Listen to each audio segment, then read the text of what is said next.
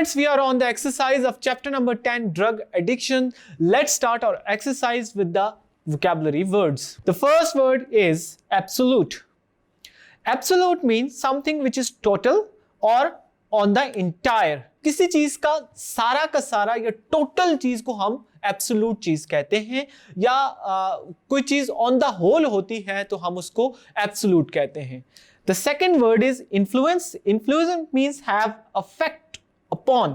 किसी चीज पे किसी चीज का असर को हम influence कहते हैं. किसी चीज के किसी के ऊपर असर को हम effect कहते हैं. Influence को उर्दू में हम असर कहेंगे. Third word is taboo.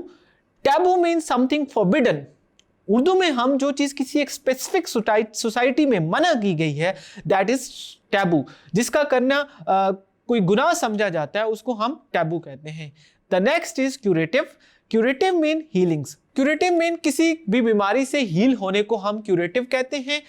For example जो काउंसलिंग है उसमें एक क्यूरेटिव इफेक्ट होता है, वो इंसान को रिकवर कर सकती है, वो इंसान को वो एक रेमेडी के तौर पे हम लोग काउंसलिंग को यूज कर सकते हैं. सो क्यूरेटिव जो है उसमें kind of a healing effect होता है. Then we have rehabilitation. Rehabilitation mean recovery और back to normal position. Rehabilitation हम पुरानी वाली हेल्थ की तरफ यानी नॉर्मल हेल्थ की तरफ वापस आने को रिहैबिलिटेशन कहते हैं. Next is relapse. रिलैप्स कहते हैं go back to worse condition.